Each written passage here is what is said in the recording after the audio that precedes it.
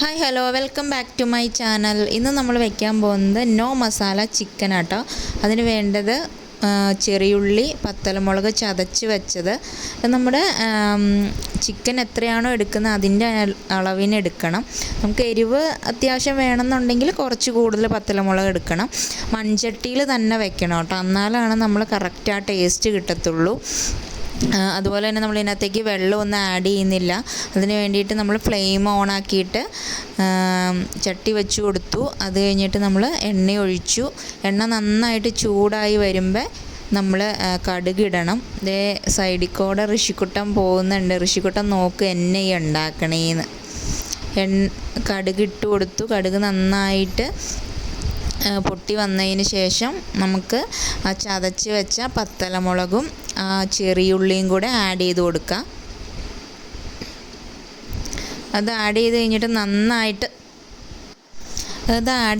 നന്നായിട്ട് നമ്മളൊന്ന് മൊരിഞ്ഞ് വരണം. എന്നാലാണ് നമുക്ക് ആ കറക്റ്റ് ടേസ്റ്റ് കിട്ടത്തുള്ളൂ.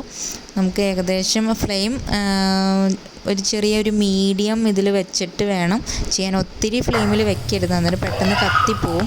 അന്നേരം കറക്റ്റായിട്ട് ഒരു സ്ലോ ടു മീഡിയം ആ രീതിയിൽ വേണം നമുക്ക് ഫ്ലെയിം അഡ്ജസ്റ്റ് ചെയ്യാൻ വേണ്ടിയിട്ട്. നന്നായിട്ട് ഇളക്കി കൊടുക്കണം, അല്ലെങ്കിൽ പിന്നെ അടി പിടിച്ച് കഴിഞ്ഞാൽ പിന്നെ അതിൻ്റെ ടേസ്റ്റ് വ്യത്യാസം ഉണ്ടാവും. അത് കഴിഞ്ഞിട്ട് ഞാൻ കുറച്ച് കറിവേപ്പില ആഡ് ചെയ്യുന്നുണ്ട്. നമുക്ക് എത്രയാണ് നമുക്ക് ആവശ്യത്തിന് ആ കറിവേപ്പില ആഡ് ചെയ്യാം. എനിക്ക് കുറച്ചാണ് ഇടുന്നത്, അതുകൊണ്ട് കുറച്ചിട്ടിട്ടുള്ളൂ. കുഞ്ചൂസ് ഹായ് പറയുന്നുണ്ട്. കുഞ്ചൂസ് സഹായിക്കാൻ വന്നിരിക്കുക. ഏകദേശം മുരിഞ്ഞ് വന്നു കഴിയുമ്പോൾ നമ്മൾ നേരത്തെ ചിക്കൻ ഉപ്പും മഞ്ഞളും വെച്ച് തിരുമ്മി വെച്ചിട്ടുണ്ട് ചിക്കൻ. അത് നന്നായിട്ട് ആയി കഴിയുമ്പോൾ ഇതിനകത്തേക്ക് ആഡ് ചെയ്ത് കൊടുക്കണം. ഒരു അരമണിക്കൂറെങ്കിലും ഉപ്പും മഞ്ഞളും തിരുമ്മി വെക്കണം. അത് ഓരോന്നായിട്ട് അതിലേക്ക് ഇട്ട് കൊടുക്കണം. ഇതിനകത്തേക്ക് ആഡ് ചെയ്ത് കൊടുത്തിട്ട് നമ്മൾ കുറച്ച് നേരം ഇട്ട് ആ മസാലയൊക്കെ ആ ചിക്കനിലേക്ക് പിടിക്കുന്ന രീതിയിൽ നല്ല രീതിയിലൊന്ന് വഴറ്റി കൊടുക്കണം. കാരണം നമ്മൾ മസാലയൊന്നും ചേർത്തിട്ടില്ല, ഈ ഉള്ളിയും പത്തലമുളകും മാത്രമേ ഉള്ളൂ. അന്നേരം ആ ചിക്കനിലേക്ക് നന്നായിട്ട് പിടിക്കുന്നത് വരെ നന്നായിട്ട് ഇളക്കി കൊടുക്കണം. ഏകദേശം നന്നായിട്ട് അതിനകത്തേക്ക് ചേർന്നിട്ടുണ്ട്. ഇനി നമുക്കിത് കുറച്ച് നേരം അടച്ച് വെച്ച് വേവിക്കണം. കാരണം നമുക്ക് ഇതിനകത്ത് നിന്ന് ചിക്കനിൽ നിന്ന് നന്നായിട്ട് വെള്ളം ഇറങ്ങി വരും.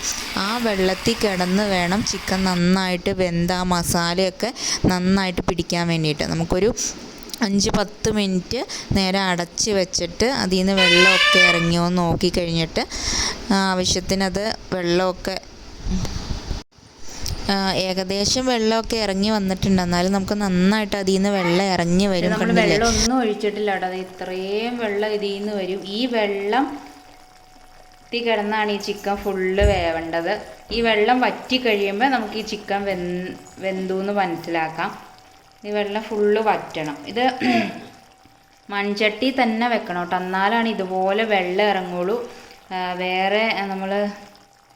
വേറെ പാത്രങ്ങളിൽ വെച്ച് കഴിയുമ്പോൾ ഇത്രയും വെള്ളം ഇറങ്ങി വരില്ല, പെട്ടെന്ന് വറ്റിപ്പോവും. എന്നാലും ചിക്കൻ ശരിക്കും വേവില്ല. മൺചട്ടിയിൽ തന്നെ വെക്കണം.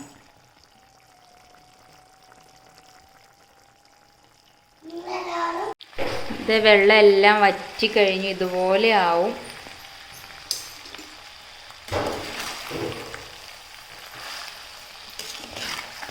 ചിക്കനൊക്കെ നന്നായിട്ട് വെന്തിട്ടുണ്ട്. നമുക്ക് ലാസ്റ്റായിട്ട് ഇനി ഇത് ഫ്ലെയിം ഓഫ് ചെയ്ത് കഴിഞ്ഞിട്ട് ലാസ്റ്റായിട്ട് കുറച്ച് വിനാഗിരിയും കൂടി ഇതിനകത്തേക്ക് ആഡ് ചെയ്തിട്ട് ഒന്നും കൂടെ ഇളക്കി കഴിച്ച സൂപ്പർ ടേസ്റ്റ്.